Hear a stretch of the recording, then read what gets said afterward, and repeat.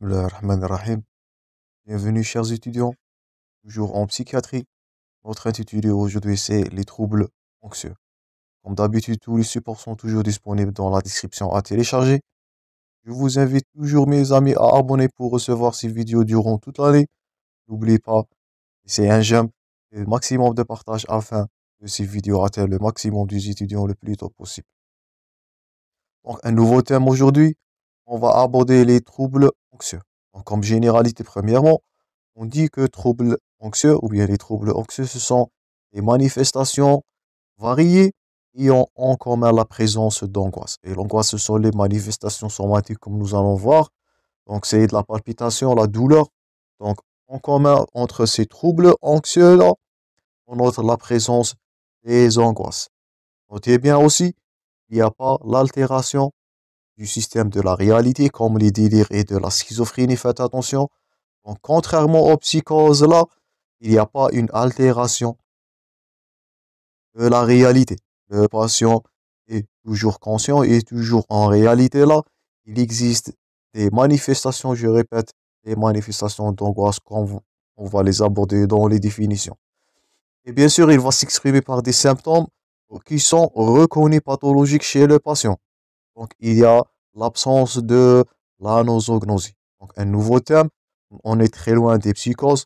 Là où nous sommes dans l'anxiété, faites attention. La différence entre un trouble anxieux et du psychose, c'est premièrement la préservation de réalité et deuxièmement l'absence de la nosognosie. Le patient savent bien qu'il est en état de anxiété, qui est en état pathologique là. Donc, et c'est la présence des angoisses qu'on va les apporter. Et c'est un trouble social qui reste en général mineur. Donc, il a du retentissement, mais il reste généralement mineur. Mais lorsque cette angoisse devient ingérable, donc là, ça va poser le problème là. C'est l'apparition des symptômes qui présentent un mode de défense contre l'angoisse et ils vont compromettre le pronostic ou bien le rendement fonctionnel du patient et ils vont compromis en tendant à la neutraliser. Donc, l'anxiété est là, elle a un retentissement social qui est un peu mineur, mais parfois l'angoisse là, lorsqu'elle devient ingérable, insupportable là, donc ça va refléter sur le pronostic ou bien le rendement du patient malheureusement. Deuxièmement, quelques définitions. Donc, l'anxiété. L'anxiété là, c'est un sentiment qui est physiologique, donc faites attention. L'anxiété là, c'est une réponse, c'est un mécanisme physiologique, donc c'est de l'insécurité douloureuse devant un danger. Donc, devant un danger, devant un état de stress, donc c'est normal d'avoir de l'anxiété, de changements physiologiques afin de mieux lutter, mieux s'adapter à cet état d'agression. Mais cette anxiété, lorsqu'elle devient chronique, lorsqu'elle devient ingérable, donc là, ça va poser du problème. Donc, premièrement, l'anxiété, c'est un sentiment physiologique d'insécurité. Deuxièmement, l'angoisse, donc, c'est le caractère en commun dans tous les troubles anxieux. Donc, l'angoisse, ce sont des manifestations somatiques. Donc, l'anxiété, c'est juste un sentiment. Mais l'angoisse, là, c'est la manifestation somatique qui va traduire l'anxiété. Donc l'angoisse, c'est la manifestation, c'est la projection de ce sentiment d'insécurité avec des manifestations somatiques. Ce sont le plus souvent des douleurs, des palpitations, donc, comme nous avons vu dans la cardiologie. Donc l'anxiogène, bien la palpitation d'origine anxiogène. Donc là, on note un patient qui est anxieux, un sentiment d'insécurité. Là, on note l'angoisse, c'est la manifestation, c'est la traduction de cette anxiété en douleur et palpitation. Et troisièmement, là, on note de la peur. Donc, la peur, c'est une réaction émotionnelle, mais notez bien, elle est induite par un objet réel, par contre, à l'anxiété. Donc, l'anxiété, c'est un retentissement physiologique sans avoir un inducteur réel. Mais la peur, là, c'est une réaction émotionnelle à un objet réel, soit par la croyance du patient ou bien une entité qui est physique. Donc, ça, c'est quelques définitions concernant l'anxiété, l'angoisse et de la peur. Maintenant, quel est notre but d'avoir étudié ce cours des troubles anxieux? Donc, notre intérêt de la question, c'est faire le diagnostic précoce de ce trouble anxieux. Pourquoi? Là, il y a le risque de décompensation, surtout devant les pressions, les états dépressifs, avec un risque du passage à l'acte suicidaire, malheureusement. Donc, l'anxiété, elle peut se compliquer par de la dépression, par des états dépressifs. Et là, comme on avait vu précédemment dans les troubles de l'humeur, je vous invite à le consulter. On avait dit que les dépressions sont majorées malheureusement par le haut risque du passage à l'acte vers l'acte suicidaire, malheureusement. Deuxièmement, le patient devant cette angoisse qui va devenir chronique, il peut s'agir de la pharmacodépendance, donc ça peut devenir chronique, même voire de la toxicomanie, donc soit de la pharmacodépendance en médicaments, ou bien par ailleurs de la toxicomanie induite par le patient lui-même au but de soulager la douleur ou bien de l'angoisse morale. Et bien sûr, on avait dit, lorsque cette angoisse-là devient ingérable, là, c'est la désinsertion socio-professionnelle. Donc, dans notre cours aujourd'hui, quatrièmement, on va aborder ces 5 grands titres d'anxiété. On va aborder premièrement l'anxiété généralisée, les attaques de panique, les troubles de panique ou bien de névrose d'angoisse, la phobie, les troubles phobiques de l'agoraphobie, la phobie simple, de la phobie sociale comme deuxième titre. Troisièmement, les troubles obsessionnels compulsifs. Quatrièmement, les troubles conversifs. Et dernièrement, quelques idées sur les états du stress post-traumatique qu'on va l'aborder en détail dans un cours seul. Donc, 5 grands titres à aborder dans ce cours. Anxiété généralisée comme premier titre. Les troubles phobiques, la notion de la phobie deuxièmement. Le trouble d'obsession compulsive, donc les états obsessionnels. Les troubles conversifs, c'est de l'hystérie qu'on va l'aborder. Et dernièrement, l'état de stress post-traumatique.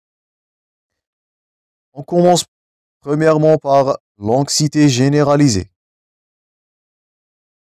Et cette anxiété généralisée, c'est un trouble qui est très fréquent dans la population générale. Donc, c'est entre 2 à 4% et touche adultes entre 22 et 44 ans. Là, l'anxiété, elle est flottante, elle est quotidienne, elle dure des mois. Et l'anxieux, malheureusement, il vit dans l'insécurité et il va avoir un esprit qui est pessimiste, malheureusement. Il va infiltrer son avenir, celui des proches, avec des manifestations somatiques aussi à noter. On peut noter des tensions musculaires, des palpitations, des tremblements, de la pollakirie, du trouble vasomoteur, du trouble de tonus gastro-intestinal. Donc, c'est de la somatisation de l'anxiété. Et elles peuvent constituer l'essentiel du tableau clinique. Et elles peuvent mener le patient vers le passage de consommation médicale, clinique et paraclinique. Donc, ça va ressembler un peu à l'hypocondrie. Je vous invite à consulter le cours de l'hypocondrie. Donc, là, c'est l'anxiété généralisée. Donc, le patient, il va avoir un esprit pessimiste. L'anxiété, elle va prédominer le tableau clinique. Il va vivre dans l'insécurité totale, heureusement. Et on peut noter aussi des manifestations qui sont somatiques. Donc, et elles peuvent faire du passage comme complication vers l'hypocondrie, comme on a vu. Donc, avant de poser le diagnostic d'une anxiété généralisée, il faut éliminer d'autres diagnostics différentiels. Donc, premièrement, c'est de l'organicité. Donc, on va éliminer premièrement les causes organiques. Donc, à éliminer, c'est de l'infarctus du myocarde, premièrement, du prolapsus de la valve mitrale. Tout ça, on va l'aborder en détail en cardiologie. De l'hypoglycémie, de l'hyperthyroïdie et d'autres troubles. On doit éliminer aussi le trouble corticoïde. Les corticoïdes peuvent donner des dépressions ou bien des anxiétés généralisées. Et on peut noter aussi de l'intoxication au cannabis et autres substances. Et on va aborder ça dans les addictions. Donc, avant de poser le diagnostic, toujours une trouble psychologique ou bien psychiatrique, il faut d'abord éliminer premièrement les origines organiques, tout ce qui est cardiaque, tout ce qui est hypoglycémie, l'hyperthyroïdie, éliminer le syndrome corticoïde et les intoxications aux autres substances qu'on va l'aborder avec détail, bien sûr, dans les addictions. Pour le traitement, l'anxiété, elle est traitée par les benzodiazépines.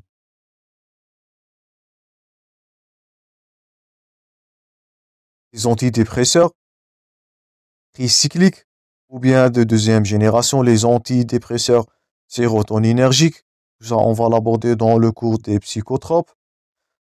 Donc, des techniques de relaxation. Et on n'oublie pas le rôle de la thérapie cognitivo-comportementale. Donc là, c'est l'association de chimiothérapie avec de la thérapie comportementale. Donc, afin de modifier, bien, pour gérer les pensées, les émotions et le comportement de patient devant une pathologie qui est chronique. Donc, premièrement, dans l'anxiété, le premier titre, c'est de l'anxiété généralisée. Deuxièmement, les attaques de panique ou bien la crise d'angoisse aiguë. Donc là, la survenue, elle est brutale, de crainte ou bien de malaise qui est intense avec des symptômes qui vont atteindre le maximum, leur acmé en moins de 2 minutes. Et on peut noter aussi. Donc dans ce trouble-là, on peut noter des symptômes comportementaux. On peut avoir de l'agitation, de l'inhibition motrice, de la colère, des symptômes physiques, des douleurs abdominales, tachycardie, du tremblement et même des symptômes psychiques. Donc c'est la peur d'avoir fou, la peur de mourir. Et cette attaque de panique, elle constitue la récurrence, donc l'anticipation anxieuse du trouble panique. Donc il peut s'agir là de 4 attaques par semaine et elle peut être associée de l'agoraphobie. Donc deuxième pathologie, c'est le trouble de panique ou bien l'attaque de panique. Donc c'est la survenue brutale, l'agitation, l'inhibition motrice, de la colère, c'est la peur de la mort, la peur de devenir fou. Et en récurrence, il peut les noter comme attaque de panique lorsqu'il existe 4 attaques par semaine et ça peut passer vers la chronicité. Donc avant de poser le diagnostic, toujours, il faut éliminer tout ce qui est somatique. Donc on doit éliminer tout ce qui est cardiologique, comme trouble de rythme, éliminer toute pathologie neurologique, de l'épilepsie, de la migraine, éliminer toute pathologie endocrinienne. On a vu de l'hypoglycémie et bien sûr de la toxicité ou bien pathologie iatrogène, c'est de l'alcool, du cannabis, de la cocaïne, des corticoïdes, de théophylline, tout ce qui est intoxication, soit iatrogène, soit d'autres substances psychotropes. Pour le traitement, donc, bien sûr, après éliminer tout ce qui est organique, après éliminer l'organicité, donc le traitement il est basé sur l'isolement au calme, la réassurance du patient, la dédramatisation des signes, donc de réassurer le patient que le risque de la mort est à exclure, donc de faire de la psychoéducation qui est très important pour permettre aux patients de mieux accepter ces symptômes, de connaître la nature de troubles de la physiopathologie, donc afin d'adapter et accepter ces troubles-là. Et on a aussi le rôle de la thérapie cognitivo-comportementale ici et de la myorelaxation. Donc, le traitement là, devant une crise d'angoisse, donc c'est de réassurer le patient, il n'y a pas de risque de mort, il n'y a pas de risque de passage à la folie, le réassurer Donc, de la psychoéducation pour accepter et mieux gérer ces crises-là, ces récurrences de crises. Donc, et bien sûr, on n'oublie pas le rôle de la thérapie cognitive, la dédramatisation et le traitement, parfois par anxiolytique par voie orale, il est indiqué dans certains cas. Troisième pathologie, c'est les troubles de panique. Donc, comme description clinique, là, c'est la survenue d'attaques de panique qui sont récurrentes toujours, sont spontanées quand elle est là, en dehors de tout effort physique ou de danger. Donc là, on est en train de parler d'un trouble de panique lorsqu'il n'existe pas la notion de danger là. Donc, ce sont des attaques de panique récurrentes, ils sont spontanées, notez ça bien, en dehors de tout effort et tout risque ou danger.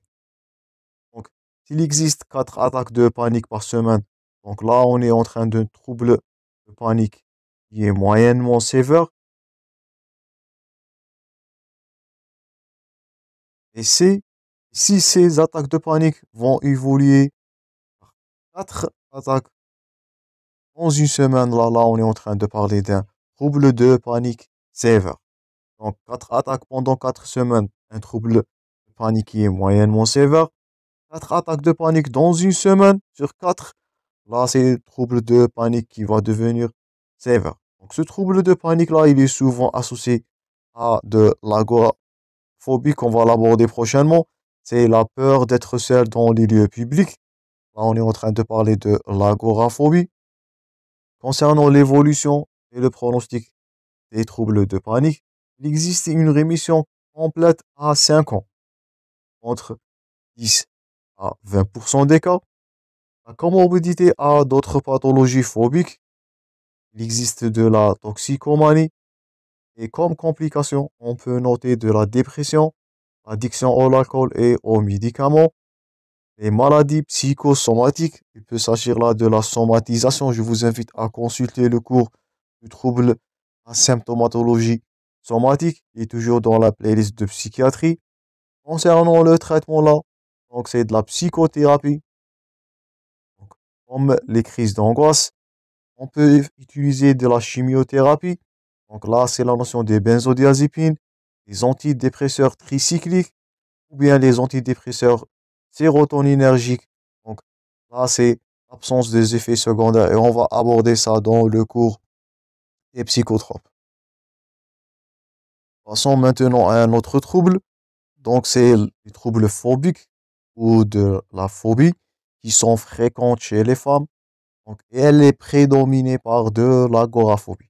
Concernant l'agoraphobie, donc c'est la peur irrationnelle dans les places publiques d'être seul, dans les places publiques, dans les espaces vides, dans les lieux fermés et dans les transports communs. Donc tout ça, ça va rentrer dans le spectre de l'agoraphobie. Donc premièrement, l'agoraphobie, c'est la peur d'être seul dans un milieu public, dans les espaces vides. Donc tout ça, ça va rentrer dans de l'agoraphobie. Deuxièmement, la sociophobie, donc la phobie sociale. Donc là, le patient, il va être soumis à un regard d'autrui, de se conduire à une façon qui est humiliante, embarrassante. Donc c'est la phobie d'interacter avec situations sociologiques. C'est des tasks qui sont simples, c'est de parler, de manger. Donc elle se manifestait par la peur de rougir. Donc ça, c'est la notion de la phobie sociale. Donc donc c'est une timidité qui est très pathologique.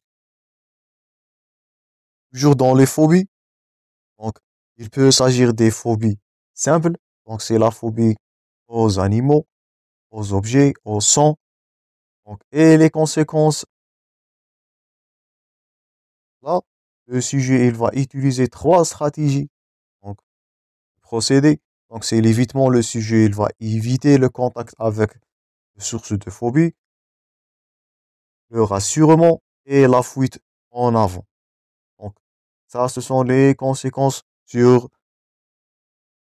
le patient. Donc, c'est l'évitement, le rassurement et la fuite en avant. Donc, comme traitement, là, c'est de la psychothérapie, le trouble cognitivo-comportemental, et on peut associer de la chimiothérapie. Donc, c'est les bêta-bloquants, les anxiolytiques et les antidépresseurs pour prévention. Troisième trouble, c'est le trouble convertice. Donc, c'est la survenue des symptômes hystériques chez le sujet qui est présentant une organisation de type hystéronique. Elle est caractérisée par le besoin de paraître, de la séduction, de la manipulation. Elle est rencontrée chez la femme au début de l'adolescence avec une prédominance 3 femmes pour un homme.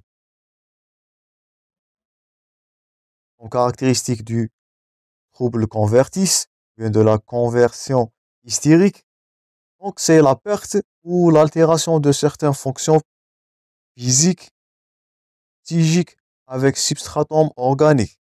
Donc, dans le trouble convertice, dans leur conversion hystérique, il existe l'altération de fonctions physiques, donc de façon soit paroxystique, durable, unique ou multiple. Elle touche les organes de vie et relations de façon qui est involontaire. Ce trouble-là, il est secondaire à un conflit avec l'entourage ou un choc affectif, réversible avec un laps de temps. Il est remarquablement toléré par le patient. L'anxiété, qui existe mais sans angoisse, et sensible à la suggestion. Donc, le but de ce trouble conversif, c'est de alarmer et de manipuler l'entourage. Donc, ce sont troubles conversion hystérique chez les femmes là. Il n'y a pas d'angoisse. Elles se sont mieux tolérées. Le but là, c'est le besoin d'alarmer, de manipuler l'organe, bien entourage, manipuler l'entourage et du besoin de paraître. Donc, elle est mieux décrite par Charcot. Donc, la conversion somatique. Donc, ce sont des manifestations paroxystiques sous forme de crise pseudo-convulsive. Des manifestations qui sont durables, un jour vers une année avec tendance de se répéter. Les atteintes motrices, on peut noter là de l'astasie, de l'abasie, l'incapacité de se tenir debout ou l'incapacité de marcher. Ils sont précédés par des crises d'angoisse, des vertiges, des sentiments d'insécurité. Donc tout ça, ça va entrer dans les conversions somatiques de troubles hystériques, des mouvements anormaux, des tremblements, des pics, des contractures, voire même des paralysies.